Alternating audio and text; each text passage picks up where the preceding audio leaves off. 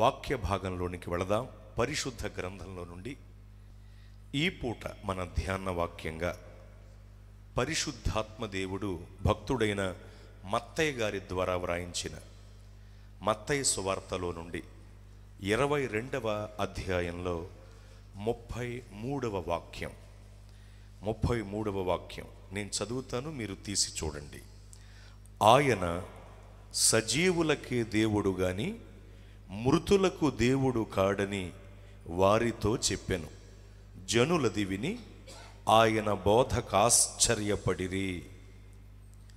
ఈ వాక్య ధ్యానం కొరకు చిన్న ప్రార్థన చేస్తాను. తలలో ఉంచి కళ్ళు మూయండి, ప్రార్థిద్దాం. ప్రభువా, మీకు స్తోత్రము. మేమందరము మీ వారము, మీ ప్రజలము. దైవజనులు ఫిన్నీ బాబు గారి యొక్క జ్ఞాపకార్థ సందర్భంగా మేము ఇక్కడికి చేరి వచ్చాం. వాక్యముఖంగా మాతో మాట్లాడండి. మీ వాక్యపు మాటలు ఆదరిస్తాయి, వాదారుస్తాయి గనుక మీరే మాట్లాడి మహిమ పొందండి. మీ నోటి బోరగా నన్ను మీరు వాడుకోనండి. యేసు నామములో ప్రార్థిస్తున్నాను తండ్రి, ఆమేన్. హోసన్ననుచు స్తుతి పాడుచు సియోనుకు వెళ్ళెదం. హోసన్ననుచు స్తుతి పాడుచు సియోనుకు వెళ్ళెదం. హోసన్న హోసన్న హోసన్న హోసన్న హోసన్న హోసన్న హోసన్న హోసన్న హోసన్న హోసన్న హోసన్న హోసన్న హోసన్న హోసన్న హోసన్న హోసన్న హోసన్ననుచు స్తుతి పాడుచు సియోనుకు వెళ్ళెదం.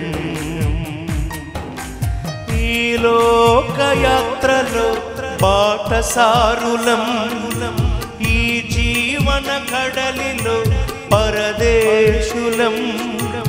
ఈ లోకయాత్రలో బాటసారులం, ఈ జీవన కడలిలో పరదేశులం. క్షణభంగురం ఈ క్షయ జీవితం, అక్షయ నగరం మనకు శాశ్వతం. క్షణభంగురం ఈ క్షయ జీవితం, అక్షయ నగరం మనకు శాశ్వతం. హోసన్న హోసన్న హోసన్న హోసన్న హోసన్న హోసన్న హోసన్న హోసన్న హోసన్న హోసన్న హోసన్న హోసన్న హోసన్న హోసన్న హోసన్న హోసన్న హోసన్ననుచు స్తుతి పాడుచు సియోనుకు వెళ్ళెదం.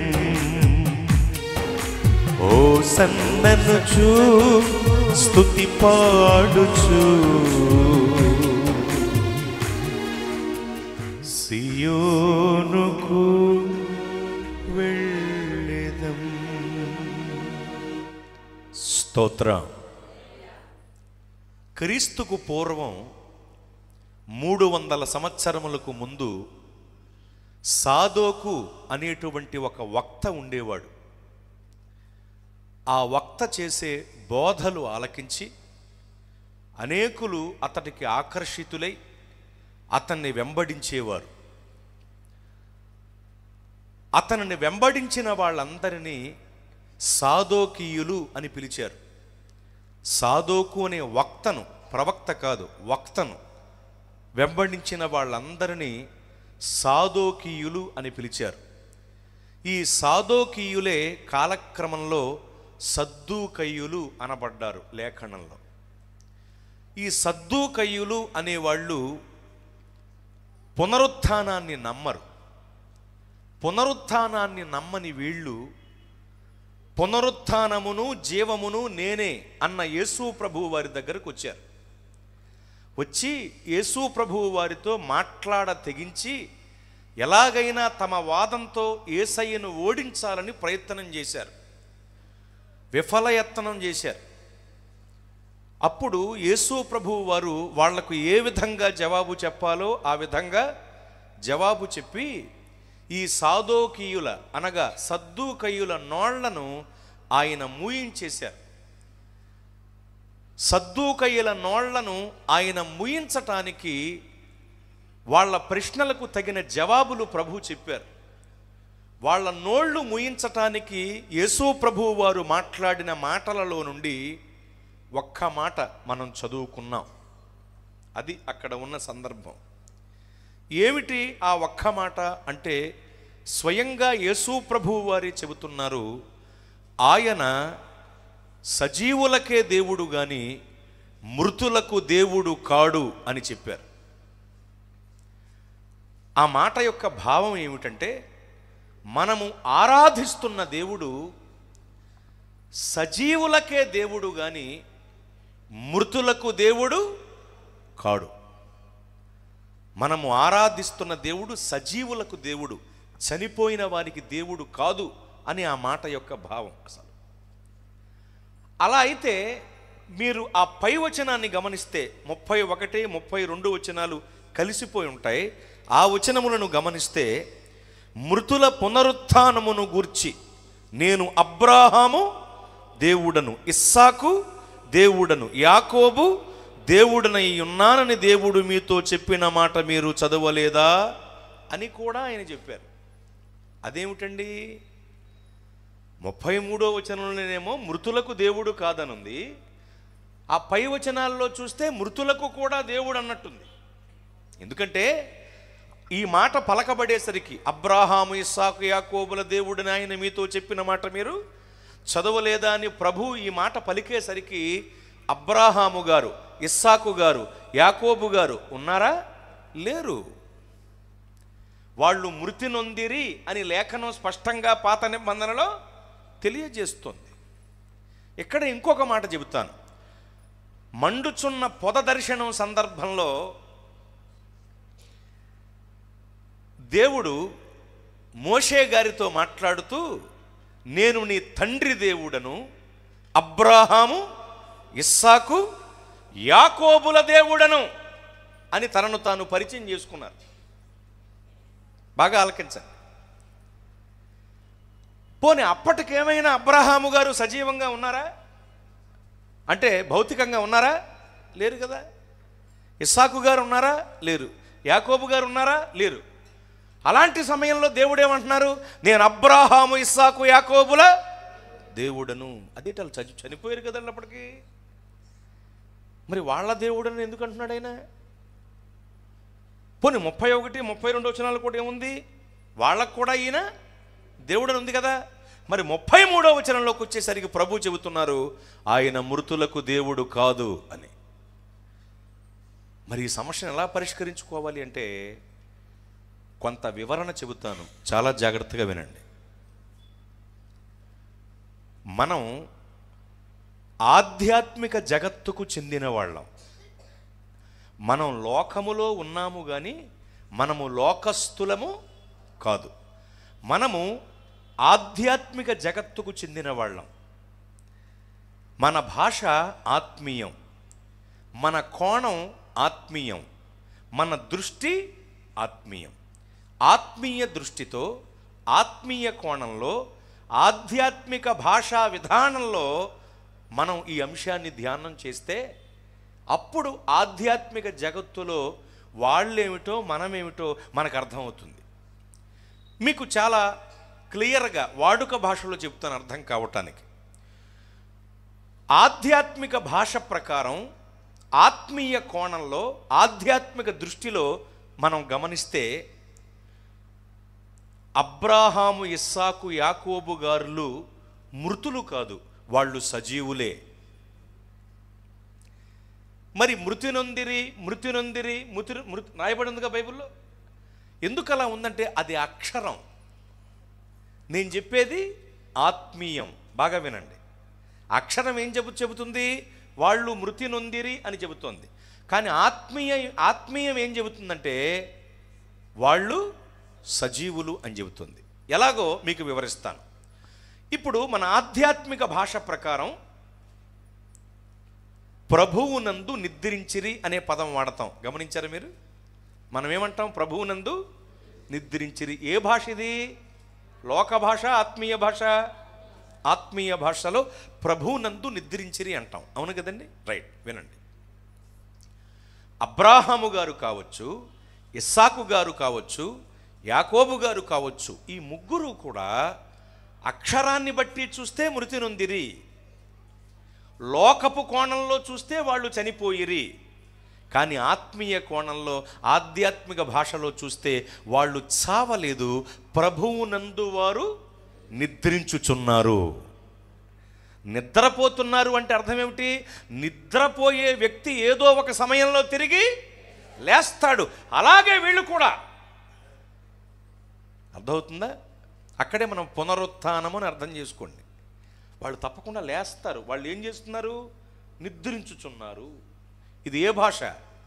ఆత్మీయ భాష. ఇది ఏ కోణం? ఆత్మీయ కోణం. ఇది ఏ దృష్టి?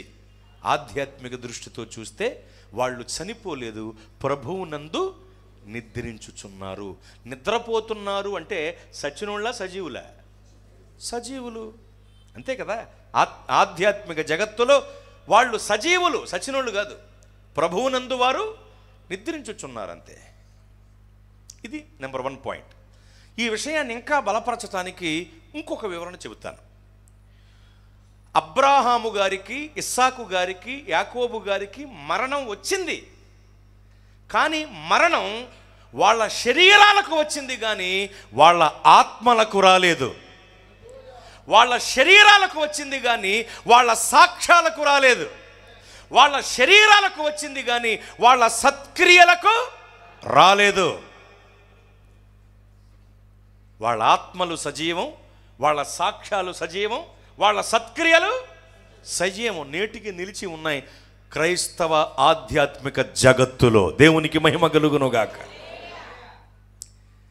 అంటే ఇప్పుడు వాళ్ళు సచ్చినోళ్ళ సజీవుల? సజీవులు. బాగా ఆలోచించేయండి, గుర్తుంచుకోండి. వాళ్ళు సజీవులు. భౌతికంగా వాళ్లకు మరణం ప్రాప్తించింది, కానీ ఆత్మీయతలో వాళ్ళు ఇంకా జీవించే ఉన్నారు. వాళ్ళ ఆత్మలు సజీవంగా ఉన్నాయి ప్రభు భద్రపరిచిన చోట. వాళ్ళ సత్క్రియలు, వాళ్ళ యొక్క సాక్ష్యాలు లేఖనములో నిలిచే ఉన్నాయి. ఇలా అనేక చోట్ల అవి ప్రకటింపబడుతూనే ఉన్నాయి. కాబట్టి వాళ్ళు చనిపోయిన వాళ్ళు కాదు. ఆధ్యాత్మిక జగత్తులో, ఆత్మీయ కోణంలో చూస్తే వాళ్ళు నేటికి సజీవులు, సజీవులు. ఇది 2వ పాయింట్ అండి. మీకు అర్థమవుతుంది కదా? రైట్. ఈ విషయాన్ని ఇంకా బలపరచడానికి కొంత వివరణ మీకు చెప్తాను. ఇంకో వివరణ కూడా చెప్తాను. అపోస్తలుడైన పౌలు గారు దేవుని మహాకృపను బట్టి, దేవుని ఆత్మ సహాయంతో పత్రికా పాఠాలు రాశారు.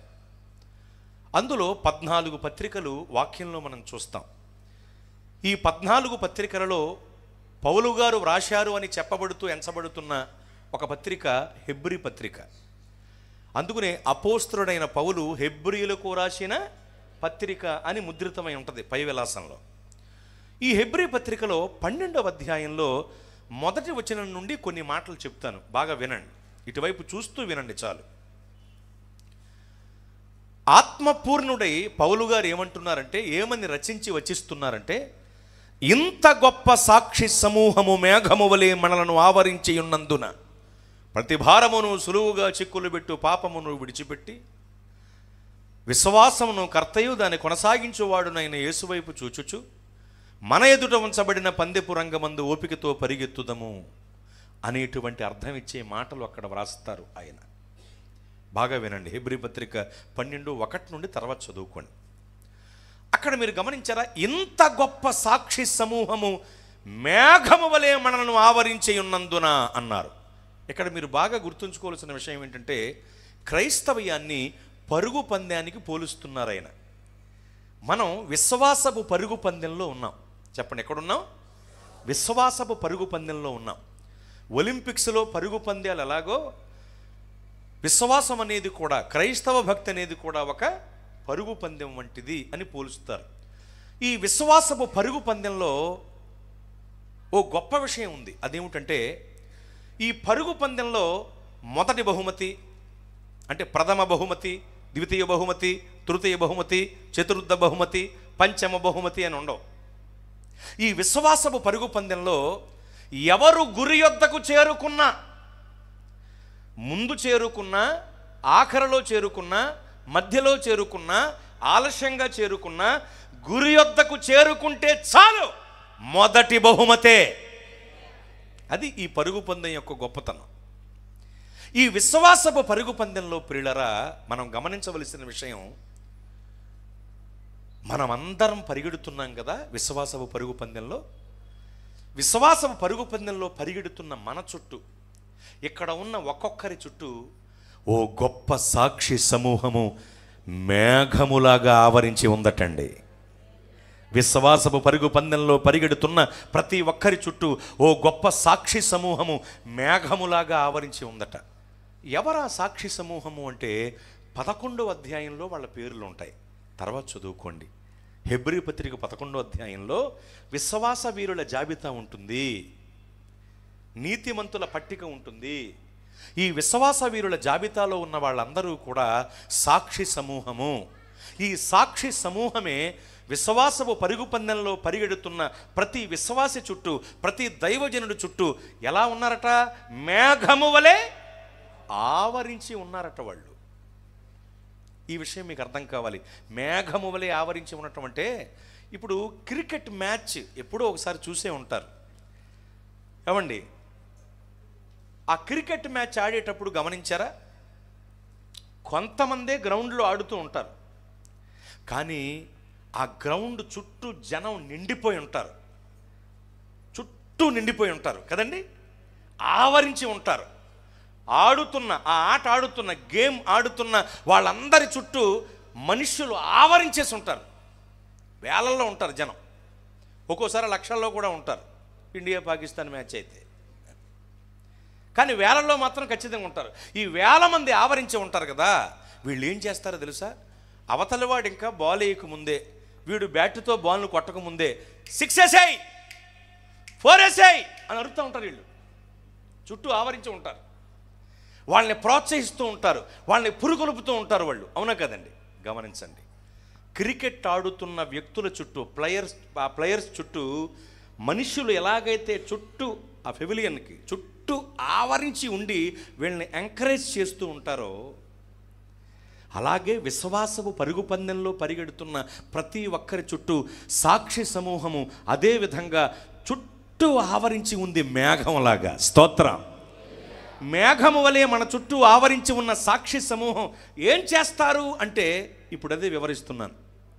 విశ్వాసపు పరుగు పందెపు రంగంలో పరిగెడుతున్నప్పుడు పరిగెడుతూ పరిగెడుతూ పరిగెడుతూ ఒక వ్యక్తి, అమ్మో ఇంకా నేను ఈ విశ్వాసపు పరుగు పందెంలో పరిగెత్తలేను, ఈ భక్తిని ఇంకా నేను చేయలేను, ఎందుకంటే నేను క్రైస్తవ మార్గంలోనికి వచ్చినందుకు మా అన్నలు నన్ను తిడుతున్నారు, మా అన్నలు నన్ను కొడుతున్నారు, మా అన్నలు నన్ను బయటికి నెడుతున్నారు, నన్ను వెలివేతగా చూస్తున్నారు, కనుక నేను ఈ విశ్వాసపు పరుగు పందెంలో పరిగెత్తలేను, ఈ భక్తిని నేను చేయలేను అని ఎవరైనా కూలబడిపోయి ఉంటే, పరిగెత్తకుండా ఆగిపోయి ఉంటే, అతని చుట్టూ ఆవరించి ఉన్న మేఘము వలె ఆవరించి ఉన్న సాక్షి సమూహములో నుండి ఒక సాక్ష్యపు స్వరం అతనికి వినబడుద్ది, ఒక ఆత్మస్వరం అతనికి వినబడుద్ది.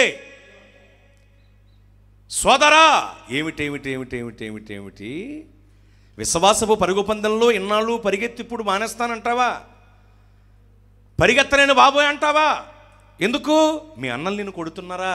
మీ అన్నలు నిన్ను తిడుతున్నారా? మీ అన్నలు నిన్ను బయటికి నెడుతున్నారా?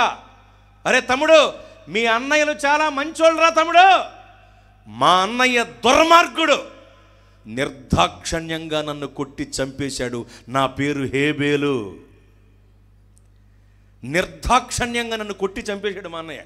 మా అన్నయ్యతో పోల్చుకుంటే మీ అన్నలు చాలా మంచివాళ్ళు తమ్ముడు. మా అన్నయ్య దుర్మార్గుడు, నన్ను కొట్టి చంపేశాడు. మా అన్నయ్య నన్ను కొట్టి చంపేసినా నేను విశ్వాసాన్ని విడిచిపెట్టలేదు, నీతిని పోగొట్టుకోలేదు, నా రక్తం మొరపెట్టింది దేవునికి. అరే నన్ను మా అన్నయ్య చంపినా నేను దేవుణ్ణి విడిచిపెట్టలేదు కదా. మీ అన్నయ్యలు కొట్టారని, బయటికి నెట్టారని, తిట్టారని దేవుణ్ణి విడిచిపెట్టేస్తావా? విశ్వాసపు పరుగు పందాన్ని విడిచిపెట్టేస్తావా? లేదు లేదు, అలా జరగటానికి వీలు లేదు. లే, పరిగెత్తు, ముందు కొనసాగు, గురి వద్దకు చేరు, బహుమతి ఉంది నీకు అని బలపరిచి పురికొల్పటానికి చుట్టూ ఆవరించి ఉన్న సాక్షి సమూహంలో నుండి వినపడే స్వరం హేబేలు గారిది. ఇప్పుడు చెప్పండి, హేబేలు గారు మృతుడా సజీవుడా? సజీవుడు. భౌతికంగా లేరు కానీ ఏమండి, మరణం అతని ఆత్మకు కానీ అతని సత్క్రియలకు కానీ అతని సాక్ష్యానికి కానీ సంభవింపలేదు. కనుక అతడు మృతుడా సజీవుడా? సజీవుడే. చనిపోయినను మాట్లాడుతున్నాడంటే మృతుడా సజీవుడా? సజీవుడే. అమ్మో, ఇంక నేను ఈ పరుగు పందెంలో కొనసాగలేను, ఈ విశ్వాసపు ప్రయాణాన్ని ముగించేస్తాను, ఈ భక్తిని ఇంకా నేను చేయలేను.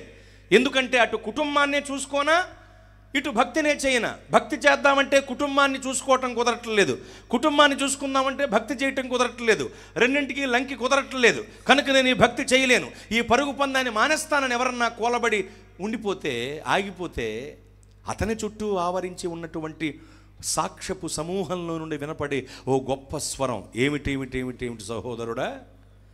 విశ్వాసపు పరుగు పందాన్ని మానేస్తావా, ఆపేస్తావా? కుటుంబాన్ని చూసుకోలేక. ఎంత నీ కుటుంబం? నువ్వు, నీకు భార్య, నీకు 2 పిల్లలు, లింగిలింగమంటూ 4 ఉంటే ఓ తల్లి తండ్రి, పోనీ అత్తమామలు కూడా నీ దగ్గర ఉంటే అత్త మామ. ఈ కుటుంబానికి ఎలా చేస్తున్నావా? తమ్ముడు, నా కుటుంబం ఎంతో తెలుసా? నా కుటుంబమే ఒక కోటంరా బాబు. కోటం పెట్టుకోవాలంటే బయట వాళ్ళని పిలవాల్సిన అవసరం లేదు, మా కుటుంబం కూర్చుంటే పెద్ద కోటం. నా పేరు హనోకు. 300 సంవత్సరములు కుమారులను కుమార్తెలను కనుచూనే దేవునితో నడిచా. ఫ్యామిలీ ప్లానింగ్లు గట్ట లేవు తమ్ముడు. 300 సంవత్సరాలు కుమారులను కుమార్తెలను కనుచూనే దేవునితో నడిచా. అటు కుటుంబాన్ని చూసుకుంటూనే దేవునితో నడిచా. ఎన్ని సంవత్సరాలు? 300 సంవత్సరాలు. నువ్వు బతకవు కూడా అన్ని సంవత్సరాలు. 300 ఏళ్ళు బతుకుతామండి. నువ్వు బతకవు కూడా 300 సంవత్సరాలు కుటుంబాన్ని చూసుకుంటూ దేవుడితో నడవటం అంటే ఎంత గొప్ప వ్యక్తి అండి ఆయన.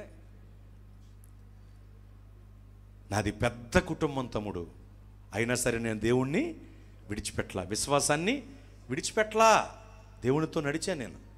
నువ్వెందుకు ఆగిపోవాలి? లే, పరిగెత్తు, గురి వద్దకు చేరు, నీకు బహుమతి ఉంది అని బలపరిచి పురికొల్పటానికి వినబడే స్వరం హనోకు గారిది. ఇప్పుడు చెప్పండి, హనోకు గారు మృతుడా సజీవుడా? ఈ మాట అంటున్నప్పుడు కొంతమంది మేధావులు ఉంటారు కదండి. ఇప్పుడు నేనంటే గాడిదని, జ్ఞానులు ఉంటారుగా, నేను మామూలు మనిషిని, మహానుభావులు ఉంటారుగా. వాళ్ళకి ఏమనిపిస్తుందంటే మళ్ళా ప్రత్యేకంగా అడగాల మృతుడా సజీవుడా అని. అతడు మృతుడు ఎందుకు అవుతాడు? అతడు సజీవుడే, హనోకు గారు చావలేదుగా అనే మహానుభావులు ఉన్నారా లేదా? మరి బైబిల్ చూద్దామా ఏం చెప్తుందో బైబిల్. హెబ్రీ పత్రికలకు మర్యాదకి వెళ్దామా?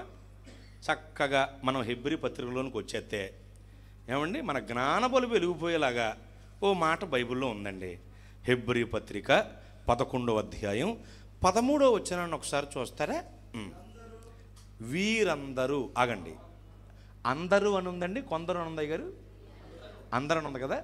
అంటే మీరు 11వ అధ్యాయంలో 1వ వచనం నుండి 12వ వచనం వరకు చదువుకుంటే ఆ వచనములలో చెప్పబడిన భక్తులందరూ, అంతే కదా అర్థం.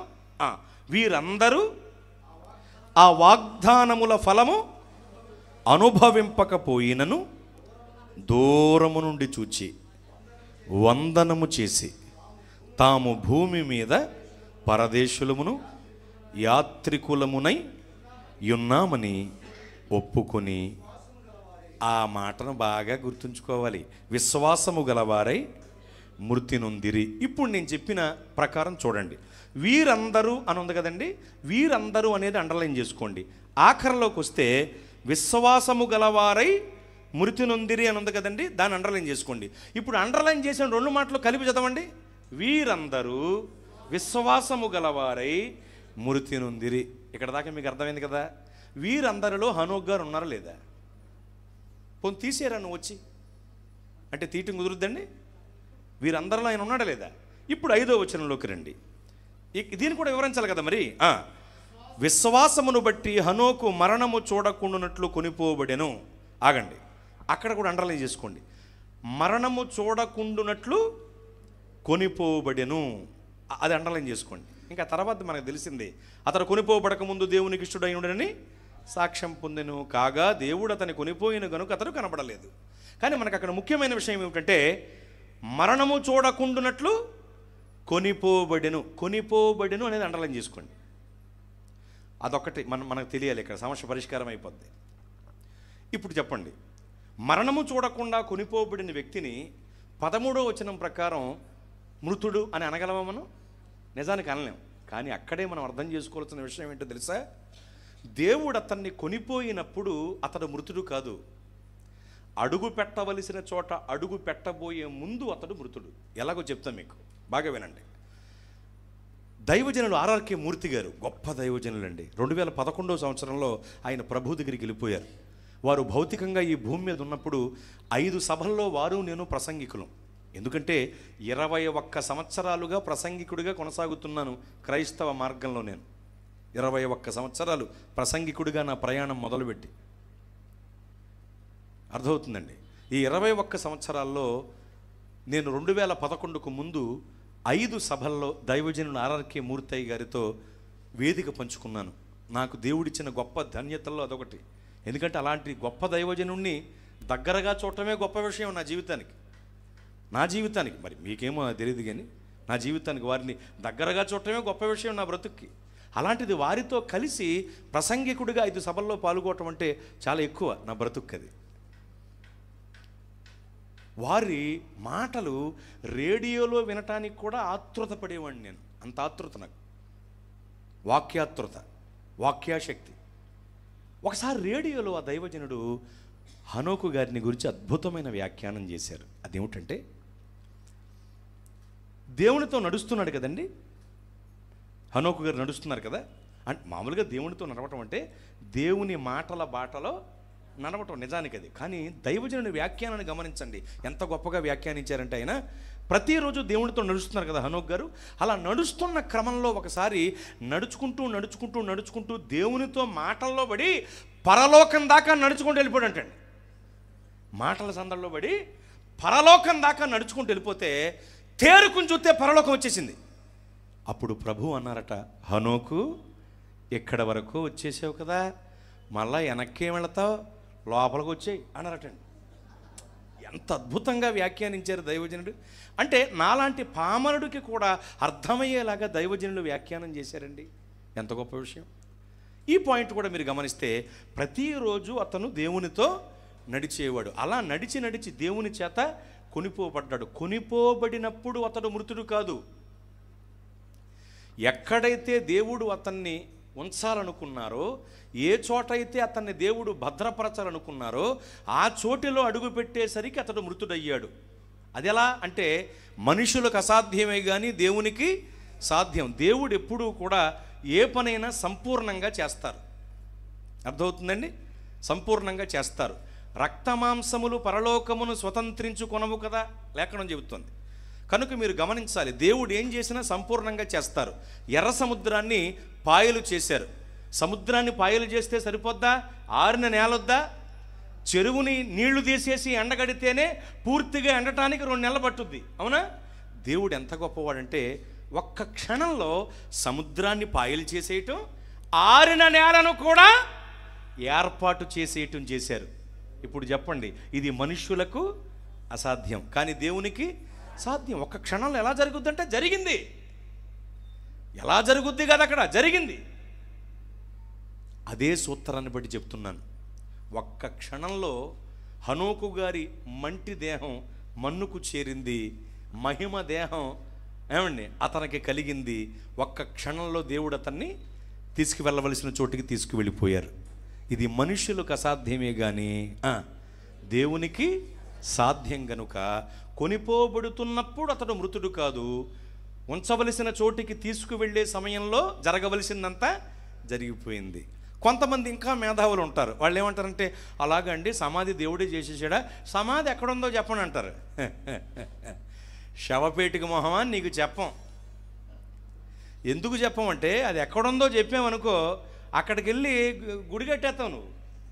దండం పెట్టేస్తావు, మట్టి తోడుకొచ్చేస్తావు. అందుకని నీకు చెప్పం. ఒకవేళ మేము మీ మీద ప్రేమతో చెప్పేస్తామేమోనని మాకు కూడా తెలియకుండా దానిని దేవుడు మరుగు చేశారు. ఆయనే మరుగు చేసినప్పుడు మనం ఏం చేయాలి? కూర్చోవాలి. అర్థం? కనుక మూసుకుని కూర్చోవాలి, ఎక్స్ట్రాలు చేయకూడదు. అర్థమైందా? కనుక గమనించండి, కొనిపోబడుతున్నప్పుడు అతడు మృతుడు కాదు, కానీ దేవుడు ఎక్కడికైతే వారిని తీసుకెళ్ళాలనుకున్నారో ఆ సమయంలో ఈ తతంగం అంతా క్షణంలో జరిగింది. ఆయనకేంటండి, ఏది చేయాలన్నా చిటికలో.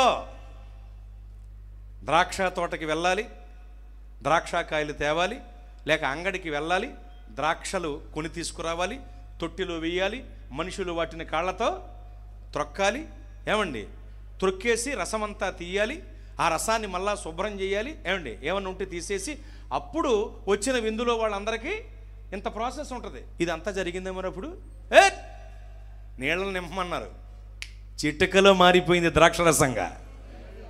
మళ్ళీ ఆయన చెయ్యాలంటే ఇవన్నీ అవసరం లేదు, అవునా కదండి? ఏమైనా ఆయన చేయగలరు, ఆయనకి సమస్తము సాధ్యమే. ఈ సూత్రాన్ని నమ్మే వాళ్ళు ఖచ్చితంగా ఈ సబ్జెక్ట్ని అర్థం చేసుకుంటారు. కనుక ఒక్క క్షణంలో జరగవలసినవన్నీ జరిగాయి. చేరవలసిన చోటుకి అతను హనోక్ గారు చేరారు. అందుకనే కొనిపోబడేటప్పుడు మృతుడు కాదు, ఆ తర్వాత జరగవలసింది జరిగింది. కనుకనే 13వ వచనంలో దేవుడు అన్నారు, వీరందరూ విశ్వాసమును బట్టి మృతి నొందిరి. వీళ్ళల్లో హనోక్ గారు ఉన్నారా లేదా? ఇంకా హనోక్ గారికి చావు వచ్చిందా లేదా అని లేనిపోయిన డొక్కులో డిబేట్లు పెట్టుకోకండి, వాక్యంలోనే ఉంది కదా, జాగ్రత్తగా ఉండండి. మృతి నొందాడు ఆయన. మృతి నొందియు సాక్షి సమూహములో ఒకడిగా ఉండి మాట్లాడుతున్నాడు తన సాక్ష్యంతో. అంటే ఇప్పుడు చెప్పండి, ఆయన మృతుడా సజీవుడా? సజీవుడు. మీరు బైబిల్ గ్రంథంలో సాక్షి సమూహాన్ని గమనిస్తే 11వ అధ్యాయంలో హెబ్రీ పత్రికలో వాళ్ళందరూ కూడా సజీవులే, సాక్షిశేషులే. కీర్తిశేషులు కాదాళ్ళు. లోకంలో ఎవరు చచ్చిపోయినా కీర్తిశేషులు అని వేస్తారు, చూసారా? నాకు మహా చెడ్డ చిరాకాలు వేస్తే వాళ్ళకు ఓకే, క్రైస్తవులమైన మనకు సంబంధించింది కాదు అది. ప్రభువునందు ఉండి ఎవరు కన్ను మూసినా వాళ్ళు కీర్తిశేషులు కాదు, సాక్షిశేషులు. అంటే వాళ్ళు లేరు కానీ వాళ్ళ సాక్ష్యం మాత్రం భూమి మీద ఉంది. కనుక మనం కీర్తిశేషులమో ఏమవుతాం? సాక్షిశేషులమవుతాం. వాక్యాన్ని బట్టే. ఎందుకంటే దైవజనులైన వారు లేరు కానీ వారి సాక్ష్యాలు నిలిచి ఉన్నాయి. ఇప్పుడు చెప్పండి, వాళ్ళు కీర్తిశేషులా సాక్షిశేషులా? ప్రభు కొరకు నమ్మకంగా బ్రతికి పరమపదించిన వాళ్ళందరూ కూడా సాక్షిశేషులే, సాక్షిశేషులే. కనుక ఈ మాటను గమనించండి, సాక్షిశేషులు. ఎంత గొప్ప విషయం ఇది! సాక్షిశేషులు కనుక వీళ్ళు మృతులు కాదు, వీళ్ళెవరు? సజీవులు. వీళ్ళ శరీరాలకు వచ్చింది మరణం, ఆత్మలకు రాలేదు, సత్క్రియలకు రాలేదు, ఇంకా సాక్ష్యాలకు రాలేదు. కాబట్టి వాళ్ళు నేటికి క్రైస్తవ ఆధ్యాత్మిక జగత్తులో సజీవులే. లోకంలో వాళ్ళు మృతులు కావచ్చు, ఈ పాయింట్ని గమనించాలి. ఆధ్యాత్మిక జగత్తులో మాత్రం వాళ్ళు మృతులు కాదు, వాళ్ళు సజీవులు. ఇంకా కొద్దిగా వివరిస్తాను మీకు అర్థం కావటానికి. మీకు అర్థమవుతుంది కదమ్మా? రైట్. ప్రభువునందు ఉండి ఎవరు మృతి నొందినా వాళ్ళు సచ్చినోళ్ళు కాదు, సజీవులు. ఆ పాయింట్ని చెప్పడానికి ఇదని చెప్తున్నా. 1, నిద్రించుచున్నారు. 2, శరీరాలకే కానీ ఆత్మలకు, సాక్ష్యాలకు, సత్క్రియలకు మరణం రాలేదు వాళ్ళు. 3, ఇంకా వాళ్ళు మన చుట్టూ ఆవరించి ఉన్నారు సాక్షి సమూహంగా. వాళ్ళు సచ్చినోళ్ళు కాదు, వాళ్ళెవరు? సజీవులు. ఇక్కడ దాకా మీకు అర్థమైంది కదండి? రైట్. వాళ్ళందరూ సజీవులు. ఇక్కడే ఇంకొంత వివరణ మీకు చెప్పాలి. అదేమిటంటే, దిద్దుబాటు ప్రభంజన హోరు మార్టిన్ లోదరు గారు, గొప్ప దైవజనుడు, ప్రొటెస్టంట్ ఉద్యమానికి ప్రారంభకుడు, బంధింపబడిన బైబిల్ని బయటికి తీసుకొచ్చిన భక్తుడు, ప్రజలకు చేరువ చేసిన భక్తుడు, అద్భుతమైన దైవజనుడు. 500 సంవత్సరాలు దాటినా ఆయనను ఎప్పటికీ మనం స్మరించుకుంటున్నాం, జ్ఞాపకం చేసుకుంటున్నాం. నీతిమంతులను జ్ఞాపకము చేసుకునుట ఆశీర్వాదకరం. బైబిల్ పండుగ అనే పేరుతో, మతోద్ధారణ అనే పండుగ పేరుతో, ఏమండి, సంస్కరణ పండుగ అనేటువంటి పేరుతో, ఆయా పేర్లతో వారిని గురించి మనం ధ్యానిస్తున్నాం, నేర్చుకుంటున్నాం. ఇంత గొప్ప భక్తుడా, ఆ రోజుల్లో దేవుడు తనని బలపరిచి ఇంత గొప్పగా వాడుకున్నారా అని వారిని గురించిన సాక్ష్యాన్ని వినిపించుకుంటున్నాం అనేకులకి. ఇప్పుడు చెప్పండి, 100 ఏళ్ళు దాటుతున్నా ఆయన చిరస్మరణీయుడుగా ఉన్నారు అంటే మృతుడా సజీవుడా? సజీవుడు. భౌతికంగా వారు మన మధ్యలో లేరు, వారి శరీరానికి మరణం వచ్చింది, కానీ వారి సత్క్రియలకు, సాక్ష్యానికి, ఆత్మకు మరణం రాలేదు. కనుక ఆధ్యాత్మిక జగత్తులో, నేను చెప్పేది ఆధ్యాత్మిక జగత్తులో నేటికి వారు సజీవులే. మార్టిన్ లూథర్ గారు. ఖండాంతర సువార్త వాంగ్మయ ఝరి విలియం కేరీ. బా, ఎంత గొప్ప భక్తుడండి విలియం కేరీ గారు. ఈరోజు తెలుగు బైబిల్ మన చేతిలో ఉందంటే దానికి ఎనలేని కృషి చేసినటువంటి గొప్ప ఋషి కదండి అతను. గొప్ప దైవజనుడండి విలియం కేరీ గారు. మన దేశంలో సతీ సాగమనం అనబడినటువంటి ఓ దురాచారం ఉండేది. ఆ దురాచారానికి అడ్డు నిలిచి దునుమాడి పోరాడి దాన్ని పీచమణిచి సతీ సహగమనం అనబడిన దురాచారం లేకుండా చేయటానికి పాటుపడిన వాళ్ళల్లో ప్రముఖుడు విలియం కేరీ గారు. సిరంపూర్ యూనివర్సిటీ అంటే గుర్తొచ్చేది ఎవరు మనకి? విలియం కేరీ గారు. ఎంత గొప్ప దైవజనుడండి.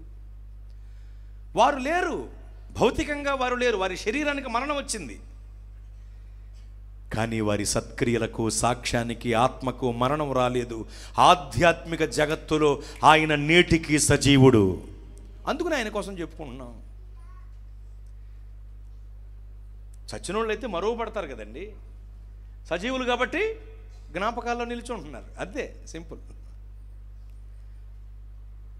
మహిమ సువార్త తేజో వాహము డాక్టర్ బిల్లీ గ్రహము. డాక్టర్ బిల్లీ గ్రహమయ్య గారు కూడా దాదాపుగా 100 సంవత్సరాలు ఈ భూమి మీద జీవించి గొప్ప సేవ చేశారు. మామూలు ఆయన కాదు, ఆయన గొప్ప దైవజనుడు, ప్రపంచ ప్రఖ్యాతిగాంచిన దైవజనుడు. వారు భౌతికంగా లేరు, కానీ వారు కూడా ఆధ్యాత్మిక జగత్తులో నేటికి సాక్ష్యాన్ని బట్టి, సత్క్రియలను బట్టి సజీవులు. ఆయన పరిశుద్ధ పాల పొంగు బ్రదర్ భక్త సింగు. బా, ఎంత గొప్ప దైవజనుడు భక్త సింగ్ అయ్య గారు. ప్రపంచానికి దీవెనకరమైన పరిచర్య చేశారు. అగ్ని వంటి దైవజనుడు ఆయన. ఆయన ఫోటోలు ఎప్పుడన్నా చూశారో లేదో, వరదీసిన కత్తిని దూసి నుంచున్న సైనికుల్లా కనబడతాడండి. అంత గొప్ప భక్తుడు ఆయన. వారు లేరు భౌతికంగా మన మధ్యన. వారి శరీరానికి మరణం వచ్చింది, కానీ వారి ఆత్మకు, వారి సత్క్రియలకు, వారి సాక్ష్యానికి మరణము రాలేదు. నేటికి ఆధ్యాత్మిక జగత్తులో వారు సజీవులు. లోకానికి మృతులు కావచ్చు, ఆధ్యాత్మిక జగత్తులో వారెవరు చెప్పండి? సజీవులు. క్రైస్తవ ఆధ్యాత్మిక కాషాయ రంగు సాధు సుందర సింగు. బా, ఎంత గొప్ప భక్తుడండి. ఇండియన్ పౌలుగా కొనియాడబడ్డారు కదండి. రక్తసిక్తమైన పాదాలు కలిగిన సువార్థికుడుగా పేరునిగాంచారు కదండి. బైబిల్ను పట్టుకుని హతసాక్షి అయిపోవటానికి టిబెట్ అనే ప్రాంతానికి సువార్త చేయటానికి వెళ్ళారు కదండి. సామాన్యుడు ఆయన. లోకానికి వారు మృతులు కావచ్చు, వారి శరీరానికి మృతి వచ్చి ఉండొచ్చు, కానీ వారి ఆత్మకు, వారి సత్క్రియలకు, వారి సాక్ష్యానికి మరణము రాలేదు. కనుక ఆధ్యాత్మిక జగత్తులో వారు సజీవులు. ప్రార్థన, దర్శన, పట్టుజల తారు మొంగమూరి దేవదాసయ్య గారు. గొప్ప దైవజనులండి. 127 సంవత్సరాలు బ్రతికాడండి ఆయన ఈ భూమి మీద. ఆయన ప్రభు దగ్గరికి వెళ్ళిపోయే 63 సంవత్సరాలు అవుతుందండి. ఎప్పటి వ్యక్తో చూడండి ఆయన. వారు లేరు భౌతికంగా, వారి శరీరానికి మరణం వచ్చింది, కానీ వారి ఆత్మకు, వారి సత్క్రియలకు, వారి సాక్ష్యానికి మరణం రాలా. నేటికి ఆధ్యాత్మిక జగత్తులో వారు సజీవులు. వీళ్ళందరూ కూడా సాక్షిశేషులు. యవ్వన కాలంలోనే అపవాది తంత్రములను తొక్కి తన్ని పరిచర్య చేసిన ఫిన్ని, మన ఫిన్ని బాబు గారు. వారు భౌతికంగా లేరు, వారి శరీరానికి మరణం వచ్చింది, కానీ వాక్యాన్ని బట్టి చెబుతున్నాను, ఈ సబ్జెక్టును బట్టి చెబుతున్నాను, వారి ఆత్మకు మరణం రాలేదు, వారి సత్క్రియలకు మరణం రాలేదు, వారి సాక్ష్యానికి మరణం రాలేదు. అంటే అర్థం ఏమిటి? నేటికి ఆధ్యాత్మిక జగత్తులో ఫిన్నీ గారు సజీవుడు. దేవునికి మహిమ కలుగునుగాక. వాక్యాన్ని బట్టే ఈ కుటుంబానికి చెప్తున్నాను, ఫిన్నీ గారు మృతుడు కాదు, సజీవుడు. సజీవుడు సజీవుడు ఆయన. అబ్రహాం గారి దగ్గర మొదలుపెట్టి ఫిన్ను బాబు గారి దాకా వచ్చాం మనం. అవునండి, చెప్పండి. వీళ్ళందరూ ఎవరు? మృతుల సజీవులు. వీళ్ళు సజీవులండి, మృతులు కాదు వీళ్ళు. అందుకునే దేవుడు ఏమన్నారంటే ఆయన సజీవులకే దేవుడు. యేసు ప్రభువు వారు చెప్పిన మాట, సజీవులకే దేవుడు, మృతులకు దేవుడు కాదు అని. ఇప్పటి వరకు సజీవులు ఎవరో చెప్పాను మీకు, అర్థమైంది కదండి. సజీవులు ఎవరు?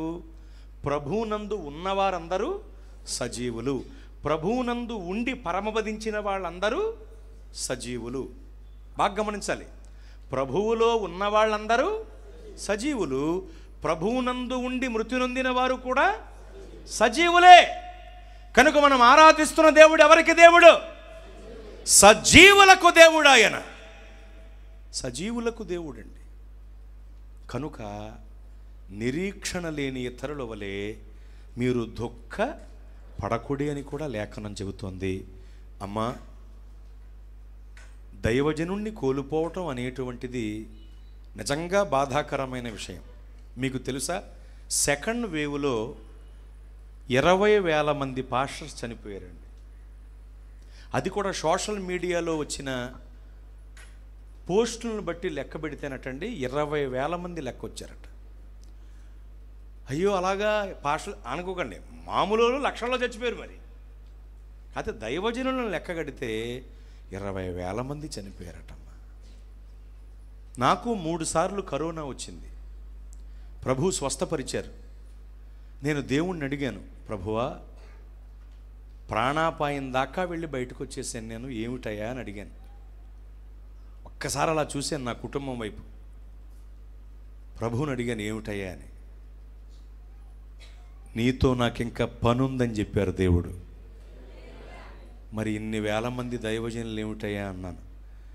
వాళ్ళు నేను అప్పగించిన పనిని సకాలంలో ముగించుకుని నా దగ్గరకు వచ్చారని చెప్పాడు దేవుడు. ఇక్కడ చాలామంది దైవజనులు ఉన్నారు కదా, ఇంకా దేవునికి మాతో భూమిపైన పనుంది కాబట్టి ఇక్కడ ఉన్నాం. పని అయిపోతే వెళ్ళిపోతాం. ఇంకా ఆ వయసు ఈ వయసు అని ఉండదు, వెళ్ళిపోతాం. ఇక్కడే ఒక మాట, ఎంతకాలం జీవించామన్నది కాదండి, దేవుని కొరకు ఎంత గొప్పగా జీవించామన్నదే గొప్ప విషయం. ఎంతకాలం బ్రతికేమన్నది కాదండి. హేబేలు గారు ఎంతకాలం బతికాడమ్మా? బాగా వయసు పెరిగేదా బతికాడా? ఫిన్ని బాబు గారి కంటే కూడా చాలా చిన్న వయసులోనే ఆయన మరణించడం జరిగింది. హేబేలు గారు, హేబేలు అంటే పేరుకు అర్థం ఆవిరి. చాలా తక్కువ వయసులో చనిపోయాడు అతను. కానీ విశ్వాస వీరుల జాబితాని గనక మనం గమనిస్తే, విశ్వాస వీరుల జాబితాలో మొట్టమొదటి పేరు హేబేలు గారిది ఉంటుందే. ఆ స్థాయిలో భక్తి చేశాడు ఆయన. పెద్ద ప్రవక్తల పేర్లలో యెషయా గారి పేరు ముందు ఎలా ఉంటుందో, విశ్వాస వీరుల జాబితాలో హేబేలు గారి పేరు అలా ఉంటుంది. అది గొప్పతనం. మీరు శామ్యుయల్ మోరిస్ అని ఆ దైవజనుడి గురించి ఎప్పుడన్నా చదివారో లేదో, ఎప్పుడన్నా క్రిస్టియన్ బుక్ స్టాల్స్కి వెళ్ళినప్పుడు శామ్యుయల్ మోరిస్ అని ఒక బుక్ ఉంటుంది, చిన్న సాక్ష్య బుక్. అది కొని చదవండి తప్పకుండా. అసలు ప్రతి దైవజనుడు చదవవలసిన పుస్తకాలు కొన్ని ఉంటాయి బైబిల్తో పాటు. అందులో ఒకటి శామ్యుయల్ మోరిస్ గారి యొక్క చరిత్ర. అలాగే పాల్ యాంగిచో గారు రాశారు సంఘాభివృద్ధికి రహస్యములని. ఖచ్చితంగా బుక్ కొనుక్కుని చదవాలి అందరూ. ప్రతి దైవజనుడు దైవజనురాలు చదవాల్సిన పుస్తకాలు ఇవి. ఛార్జ్ అవుతాం మనం, అంత గొప్ప విషయాలు ఉంటాయి అందులో. ఎందుకంటే వాళ్ళు బైబిల్ని బోధించిన భక్తులు. దేవునికి మహిమ కలుగునుగాక. అందుకే వాళ్ళ వ్రాతలు అంత పదునుగా ఉంటాయి. శామ్యుయల్ మోరిస్ గారి కోసం కొన్ని విషయాలు చెప్పాలి. వారు ఆఫ్రికా ఖండానికి చెందినటువంటి ఒక అడవి జాతిలో పుట్టిన వ్యక్తి. అతను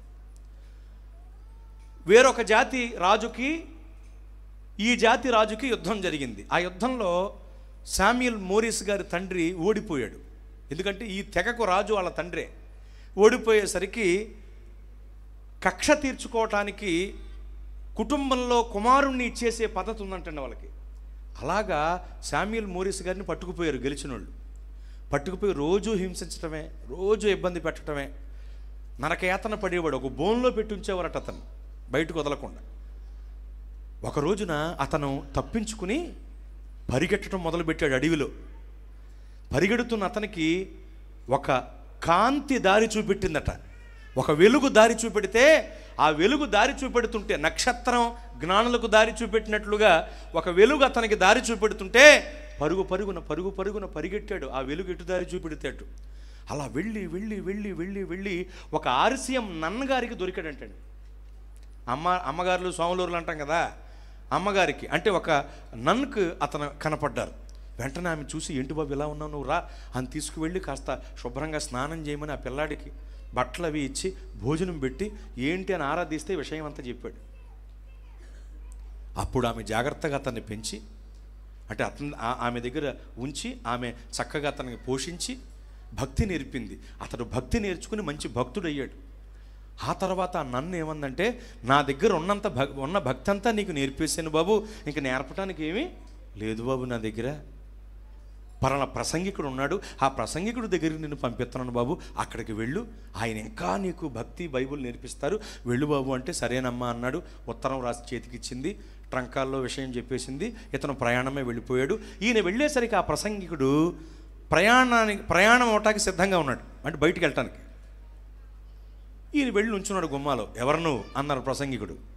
నేనండి, అమ్మగారు పంపారండి. అలాగా, ఇటు అన్నారు. ఆ చీటీ చూశాడు. ఓకే, మరి మేము ప్రయాణమే వెళ్ళిపోతున్నాం నాయన, ఇప్పుడు వెళ్ళాలి కదా. సరే, మేము వచ్చేదాకా ఈ వసారాలు ఉండు, తాళాలన్నీ వేసేసాం, ఈ వరండాలో ఉండేలాగా మేము వెళ్ళొచ్చేస్తాం, కొట్టడం తర్వాత చూస్తాను నీ సంగతి అని చెప్పి వెళ్ళిపోయింది. బృందాన్ని తీసుకుని వెళ్ళిపోయాడు. వాళ్ళు వచ్చేదాకా ఖాళీగా ఉంటాం ఎందుకని మోకరించి ప్రార్థన చేయడం మొదలెట్టాడు. ఎవరు? సామ్యూయల్ మోరిస్ గారు మోకరించి ప్రార్థన చేస్తున్నాడు చేతులెత్తి. వాళ్ళు వెళ్ళారు, సభను ముగించుకున్నారు. సభ అయిపోయిన తర్వాత తిరిగి వచ్చేస్తున్నారు. తిరిగి వచ్చేస్తుంటే ఇంటి చుట్టూ జనం గుమ్మి కూడారటండి. కంగారు వచ్చేసింది. ప్రసంగి కొత్త కూరను పెట్టొచ్చాం, వీడు ఏం చేశాడు, మొత్తానికి జనం వచ్చారు ఇంటి మీద. కానీ ఆ జనాలను తోసుకుంటూ లోపలికి వెళ్తే మోకరించి కన్నీళ్లతో ప్రార్థన చేస్తున్నాడటండి సామ్యూయల్ మోరిస్ గారు. ఆ వచ్చిన జనమందరూ కూడా గుండెలు బాదుకు నేడుస్తున్నారట, ప్రభువా నేను పాపిని, నన్ను క్షమించని. అదంతా చూసినటువంటి ప్రసంగికుడు ఆశ్చర్యచకితుడైపోయి, ఒరే బాబు బాబు అన్నట. సార్ వచ్చారా, మీరు వచ్చేదాకా ఖాళీగా ఉంటాం ఎందుకని ప్రార్థన చేసుకుంటానండి అన్నట. ఈ జనమంతా ఏంట్రా అన్నట. బాబు నేనేం పిలవలేదండి, వీళ్ళు ఎప్పుడు వచ్చారో కూడా నాకు తెలియదండి. నానా, నీకు భక్తి నేర్పమని నిన్ను ఇక్కడికి పంపింది ఆ తల్లి, నీకు నేను నేర్పటం ఏంటి నాన్న, నువ్వే నాకు నేర్పాలి అన్నాడు. నువ్వే నాకు నేర్పాలి బాబు, నీ దగ్గర నేను నేర్చుకోవాలన్నట ఆ ప్రసంగికుడు. అంత గొప్ప దైవజనుడండి సామ్యూయల్ మోరిస్ గారు. ఒక నాస్తికుడికి సువార్త చెబితే, ఈ దైవజనుడు సామ్యూయల్ మోరిస్ గారు ఒక నాస్తికుడికి సువార్త చెబితే వాడు లెంప మీద కొట్టాడండి. ఈయన్ని లెంప మీద కొట్టిన వెంటనే అక్కడే మోకరించి ప్రార్థన చేశాడు ఆ వ్యక్తి కోసం. ప్రార్థించి ఆమెను ముగించేసరికి ఆ నాస్తికుడు బాప్తిస్మానికి సిద్ధమైపోయాడు. అది సామ్యూయల్ మోరిస్ గారు అంటే. అతని ఖ్యాతి వ్యాపించేసింది ఆ రోజుల్లో, ఆ ఖండమంతా. అప్పుడు ఒక పెద్ద ఆయన, వేరే దేశానికి చెందిన ఒక ఉన్నతమైన వ్యక్తి సామ్యూయల్ మోరిస్ గారిని కలవటానికి ప్రయాణమై వచ్చాడటండి. వచ్చి, బాబు ఇక్కడ సామ్యూయల్ మోరిస్ గారు అని ఉంటారు పాస్టర్ గారు, ఆయన ఎక్కడని అడిగితే, అయ్యయ్యో మీరు ఆలస్యంగా వచ్చారండి, గంట క్రితమే ఆయన్ని సమాధి చేసేసామని చెప్పారటండి.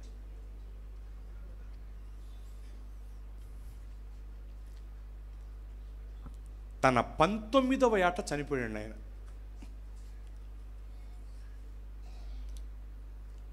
ఎన్ని సంవత్సరాలు? మనం అనుకుంటాం ఇంకా కొంతకాలం ఉంటే బాగుండు అని. దేవుని చిత్తం అనేది ఒకటి ఉంటుంది, ఆయన ఆదేశం జరుగుద్ది.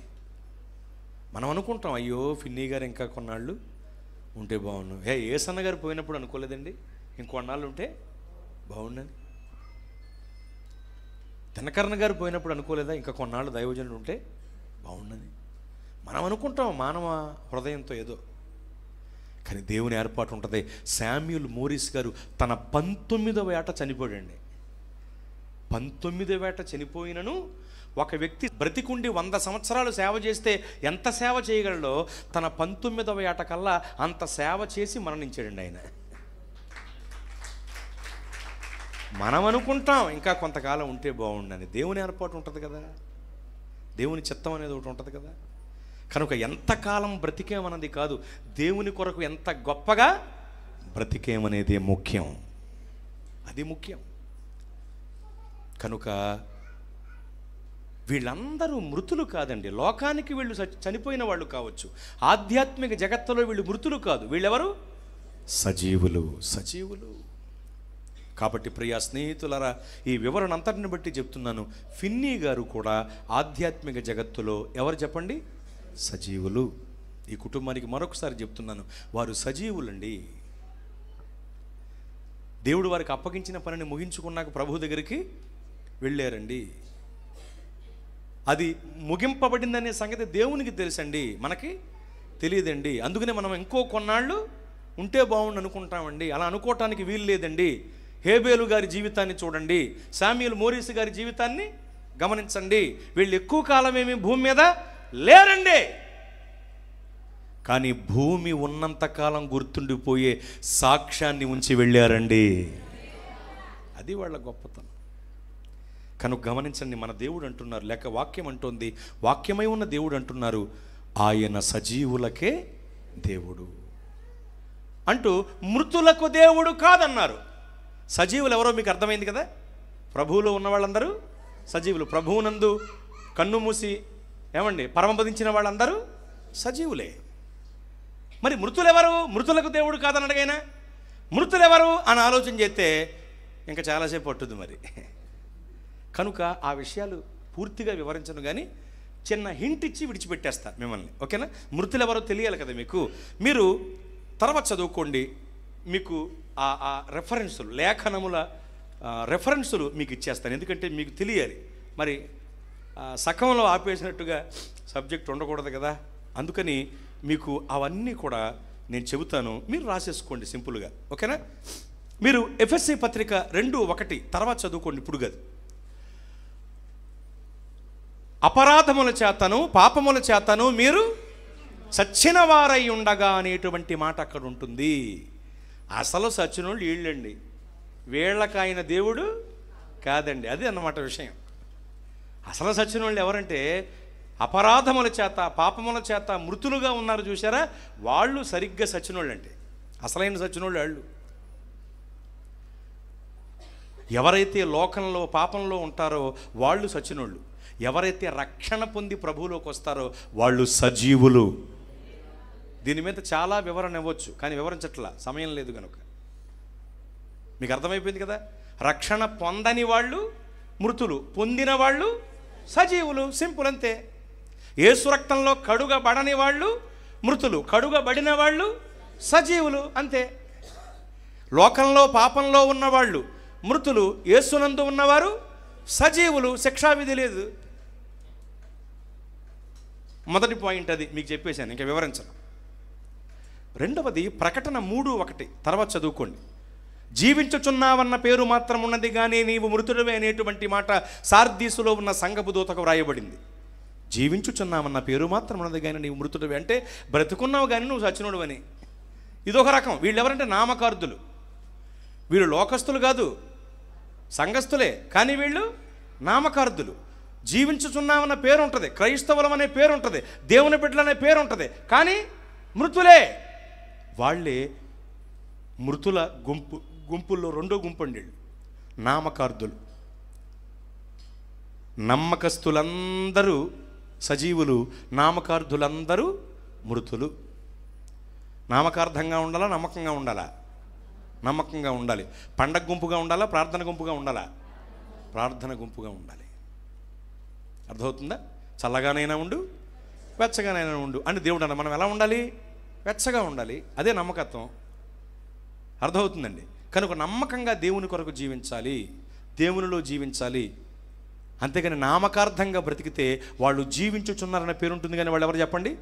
మృతులు. అలాంటి సచ్చినోళ్ళు లేరండి లోకంలో. యేసు ప్రభు వారి పండగ పేరు చెప్పుకుని త్రాగేసి రోడ్లు కూడా చేస్తూ ఉంటాడు ఒకడు. ఆడి మెడలో సిలువ ఉంటుంది, చేతికి కూడా ఉంగరానికి సిలువ ఉంటుంది, రోడ్లు కూడా చేస్తూ ఉంటాడు. అరే ఏంట్రా అన్నామనుకో, ఇవాళ ఏస్ట్రే అంటాడు. ఏస్టర్ ఏమిటా, నీ మొహానికి ప్లాస్టర్ అయ్యా అంటే వాడు క్రైస్తవుడు అనే పేరు కలిగి ఉన్నాడు, కానీ వాడు సచ్చినోడు. సజీవుడు కాదాడు. ఇలాంటి వాళ్ళు లేరండి నామకార్థులు.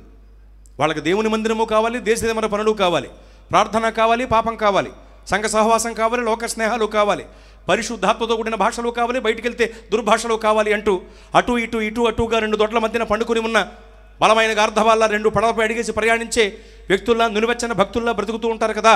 ఒకసారి వెలిగింపబడి ఆత్మ సంబంధమైన వరములను రుచి చూచిన తరువాత పరిశుద్ధాత్మలో పాలివారై కూడా చేతుల తమ ఆత్మదీపాలు ఆర్పేసుకుని దేవుని కుమారుని మరలా సెలువు వేయచ్చు బాహాటముగా అవమానపరిచే బ్యాచ్, యేసు ప్రభు వారి పేరుకు రిపేరు తెచ్చే బ్యాచ్, వాళ్ళే నామకార్థులు, వాళ్ళు మృతులు. నమ్మకస్తులే, దేవుని కొరకైన నమ్మకస్తులే సజీవులు. రెండో మృతుల గురించి అర్థమైంది కదండి, త్వరగా చెప్పేస్తున్నాను. మూడవది లూకా సువార్తలో 15:24 చదువుకోండి. 15:24 లూకా సువార్తలో అక్కడ తప్పిపోయిన కుమారుడు సందర్భం ఉంటుంది. ఈ నా కుమారుడు చనిపోయి మరలా బ్రతికిన అంటాడు తండ్రి హక్కును చేర్చుకుని. అంటే తండ్రిని విడిచి దూరంగా వెళ్ళిపోయినప్పుడు చచ్చిపోయాడు, తిరిగి వచ్చినప్పుడు బ్రతికాడు. సింపుల్ అంతే. ఎవరైతే దేవునికి దూరం అయిపోతారో, సంఘానికి దూరం అయిపోతారో, సహవాసానికి దూరం అయిపోతారో, వాక్యానికి దూరం అయిపోతారో వాళ్ళు సచ్చినోళ్ళు. ఎవరైతే సంఘములో నాటబడి ఉంటారో, దేవునిలో అంటు కట్టబడి ఉంటారో వాళ్ళు సజీవులు. దేవునికి మహిమ కలుగునుగాక. సింపుల్గా చెప్పేశా, మరి అర్ధాంతరంగా సబ్జెక్ట్ని విడిచిపెట్టకూడదు కాబట్టి. 3 పాయింట్లు. రక్షణ పొందని వాళ్ళు మృతులు, నామకార్థులు మృతులు, దేవునికి సంఘానికి సహవాసానికి దూరంగా వెళ్ళిపోయేవాళ్ళు మృతులు, రక్షణ పొందిన వాళ్ళు సజీవులు, నమ్మకస్తులు సజీవులు, సంఘములో నాటబడి ఉన్నవారు, దేవునిలో అంటుకట్టబడి ఉన్నవారు సజీవులు. సింపుల్ కదా. ప్రభు ఏమన్నారు? ఆశీర్వాదమును శాపమును రెండింటినీ మీ ముందు ఉంచాను, ఏది కావాలో కోరుకోమన్నాడు. అదే చెప్తున్నాను నేను కూడా. నువ్వు సజీవుడిగా ఉంటావా, సచ్చినోడిగా ఉంటావా? సజీవురాలుగా ఉంటావా, సచ్చిందాల్లా ఉంటావా? నీకే విడిచిపెడుతున్నాను. కానీ మనం సజీవులుగా ఉండాలి. ఇక్కడ మూసిన కన్నులు అక్కడ తెరవాలి. మనం లేకుండా పోయిన తర్వాత కూడా మన సాక్ష్యం నిలిచి ఉండాలి. మనం కీర్తిశేషులం అవ్వకూడదు, సాక్షిశేషులం అవ్వాలి. సాక్షి సమూహపు కుటుంబంలో మనం కూడా ఒక భాగం అవ్వాలి ఒక రోజున. కనుక దయచేసి గమనించండి, మృతులకు మన దేవుడు దేవుడు కాదు, సజీవులకు ఆయన దేవుడు. ఆయనను దేవునిగా కలిగి జీవించు జనులు ధన్యులు. ఆ ధన్యతను పొంది నిమిత్తమై జీవము కలిగిన దేవుడైన ప్రభువుని దేవునిగా కలిగి జీవించటానికి రక్షణ పొందండి. మీరు సజీవులు అవుతారు. అప్పుడు ఆయన మీకు దేవుడు అవుతాడు. నామకార్థతను విడిచిపెట్టి నమ్మకంగా క్రీస్తు కొరకు బ్రతకండి. అప్పుడు మీరు సజీవులు అవుతారు. ఆయన మీకు దేవుడు అవుతాడు. దూరంగా ఉండకండి, దేవునిలో అంటు కట్టబడండి. అప్పుడు మీరు సజీవులు అవుతారు. ఆయన మీకు దేవుడు అవుతాడు. ఆయన సజీవులకే దేవుడు. సజీవులు ఎవరో మీకు అర్థమైంది. దేవుడి క్లుప్త వివరణ మన వెనుకడిలో దీవించునుగాక.